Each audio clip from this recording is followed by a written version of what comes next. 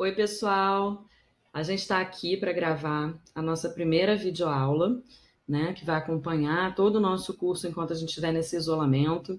Eu espero que vocês estejam aí bem, se cuidando. Aqui a gente também está procurando fazer todas as recomendações que precisa, né, para esse período, para a gente garantir que a gente não tenha maiores danos aí para todo mundo.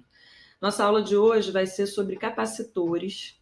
E para garantir que vocês tenham o melhor aproveitamento possível desse período, eu estou tentando selecionar uma variedade de materiais para dar suporte a vocês, simuladores, vídeos, as minhas próprias videoaulas, e eu vou ficar também disponível para vocês ali do Microsoft Teams, que é onde a gente vai ter fóruns, vai poder tirar dúvida, vai poder se ver e, enfim, dar aí todo o suporte que vocês precisam, tá bom?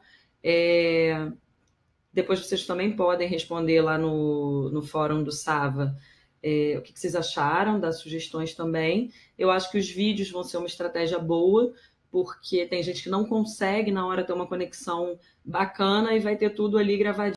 A gente vai começar aqui então a nossa aula, que hoje vai falar sobre capacitores.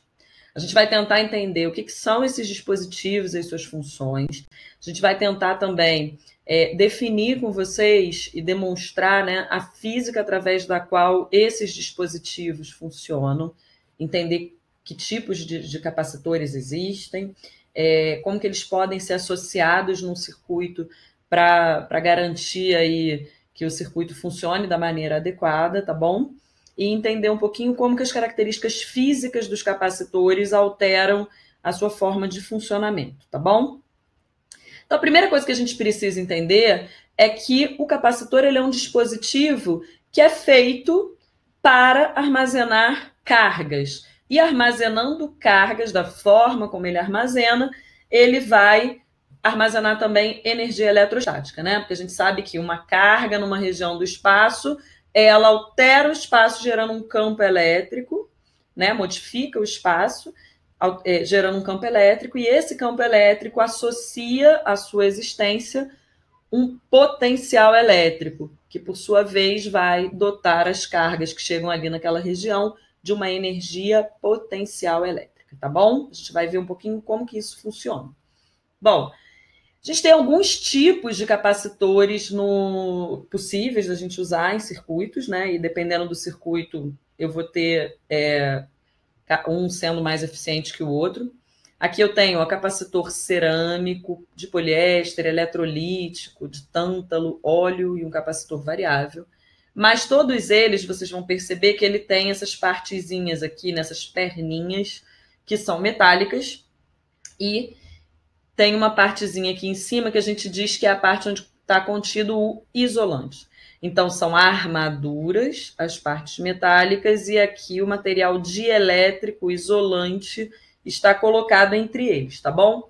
A gente vai estudar hoje o capacitor de placas paralelas, que são esses aqui. Mas eu também tenho aqui um capacitor cilíndrico, que eu vou mostrar para vocês de forma esquemática na próxima tela, tá bom? Bom, aqui, ó, o capacitor de placa paralela de maneira esquemática está colocado aqui, bonitinho, ó. Uma placa, outra placa, e aqui ele tem um recheio de material dielétrico.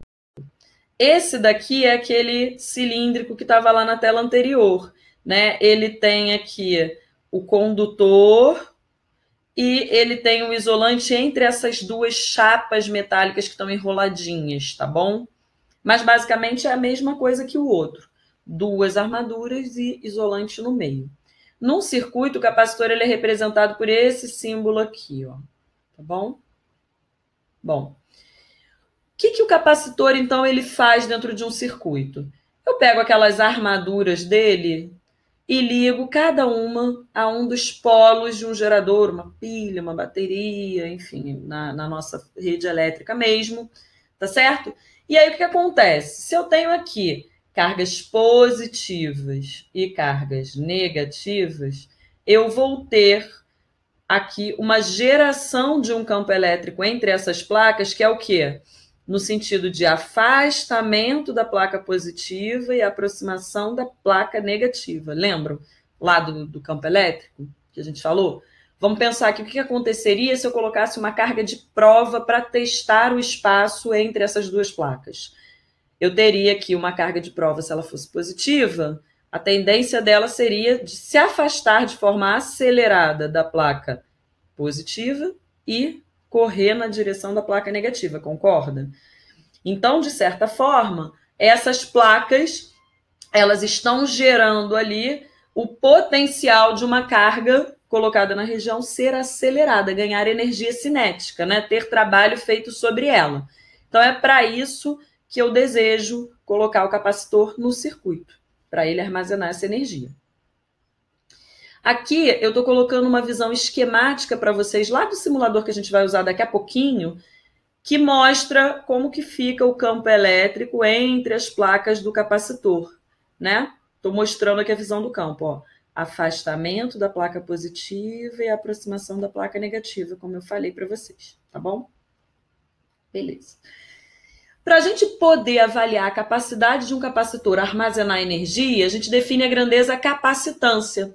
A capacitância nada mais é do que a razão entre as cargas que o capacitor consegue armazenar em função da DDP que a gente o submete, né? E a gente vai ver agora, simulando, que essa capacitância ela depende só das características geométricas do capacitor. Porque você poderia achar assim, eu conecto esse capacitor a uma DDP enorme, eu também estou aglomerando mais cargas em cada placa do capacitor, de tal maneira que a capacitância não vai se alterar. Eu vou mostrar para vocês agora no simulador como é que isso funciona, tá bom? Estou aqui agora na página, né, da FET Colorado, nesse simulador aqui, laboratório do capacitor básico, que é o que a gente vai usar. Vou clicar.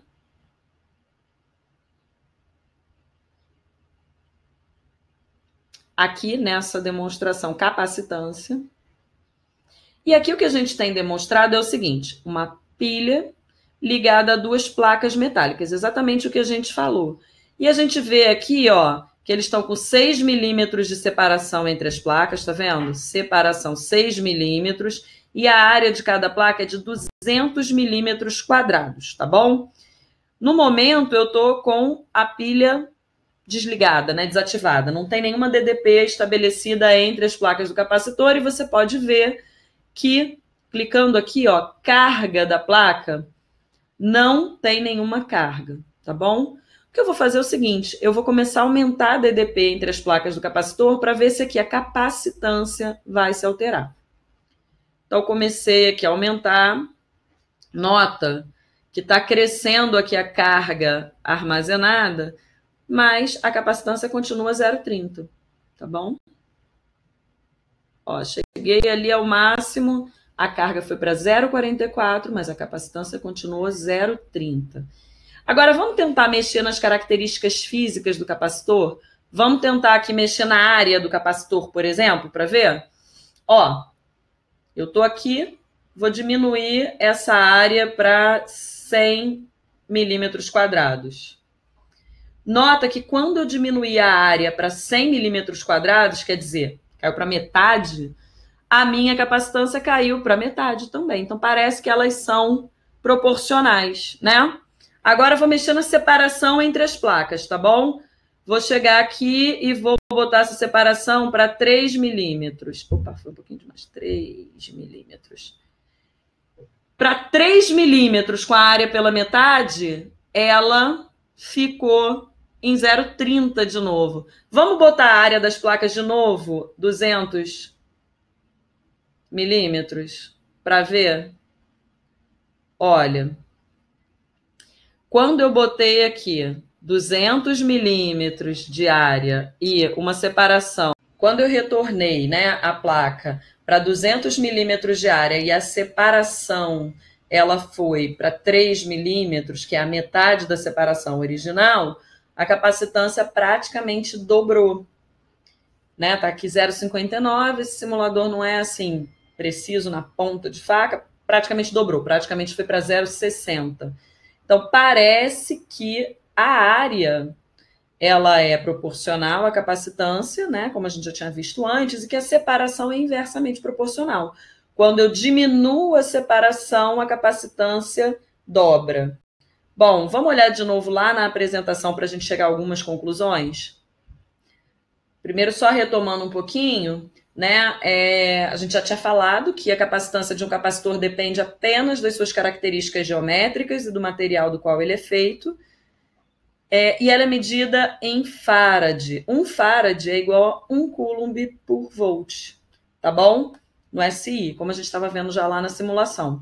E, de fato, a gente viu que não importa a DDP, né? Eu submeto um mesmo capacitor a DDPs diferentes, mas se eu não alterar as características físicas dele, a capacitância se mantém.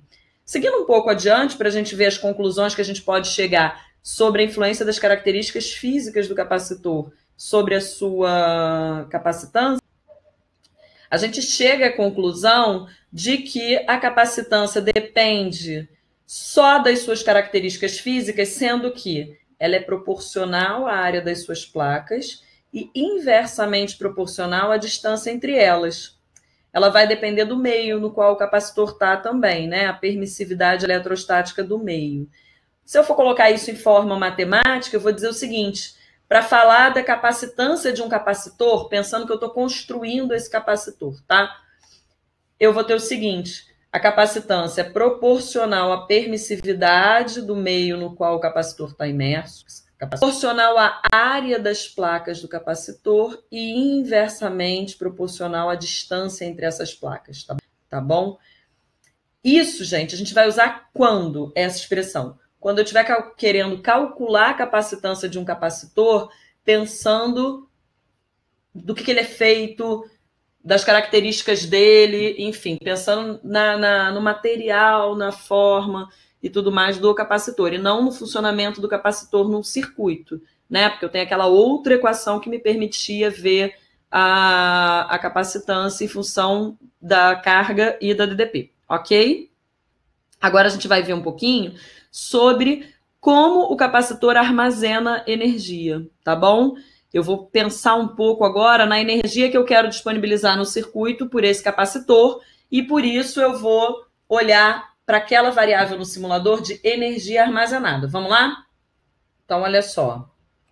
Eu voltei aqui para o meu simulador, restabelecendo as características originais lá do capacitor, né? Distância de 6 milímetros entre as placas e uma área de placa de 200 milímetros quadrados, ok? E agora eu vou marcar aqui para ver a energia armazenada por esse capacitor. Bom, vou começar a variar aqui a DDP da pilha. Nota que na medida em que eu vou aumentando a DDP aqui, ó, eu vou aumentando a carga e eu vou aumentando também a energia que é armazenada, tá bom? Então, apesar da capacitância não depender da DDP que eu estou colocando ali, a qual eu estou submetendo esse capacitor, a energia armazenada depende. Isso, gente, tem uma razão de ser. Vocês lembram que a definição de DDP era o trabalho por unidade de carga, que era feito sobre uma determinada carga numa região do campo elétrico, né? Numa determinada posição num campo elétrico. Então, quando eu tenho uma DDP aumentando, eu, na realidade, tenho mais trabalho por unidade de carga associado àquela posição do campo elétrico. Vamos voltar lá para a apresentação para a gente ver como é que isso está sendo feito? Então, se a gente fizer um gráfico aqui, ó, carga em função da DDP entre as placas de um capacitor, tá? Se eu multiplicar carga por DDP, eu tenho exatamente a unidade de energia, não é isso? Porque a carga nada mais é do que... A carga não, desculpe. A energia nada mais é do que carga vezes DDP, pela definição de DDP, né, de potencial elétrico, ok?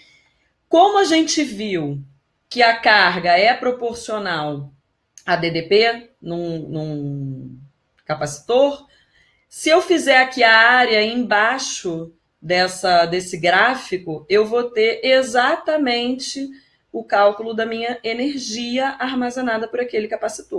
Eu vou poder dizer que a energia armazenada é Q vezes V sobre 2. Mas a carga não é C vezes V?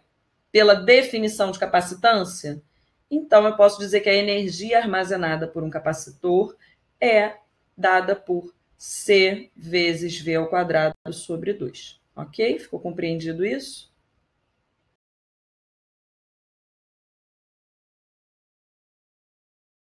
Então, pessoal, terminamos aí o conteúdo da nossa primeira aula de capacitores, que falou sobre a capacitância e a energia armazenada por um capacitor. Agora, a gente vai fazer nos outros vídeos a associação de capacitores para a gente terminar essa unidade de trabalho da gente. Não deixem de fazer os exercícios indicados, mexer no simulador, tirar as dúvidas, mandar as dúvidas, né, para mim. Vocês têm como fazer contato, colocar comentários depois do vídeo, ok? E eu espero que vocês tenham gostado, tá bom? Um abraço.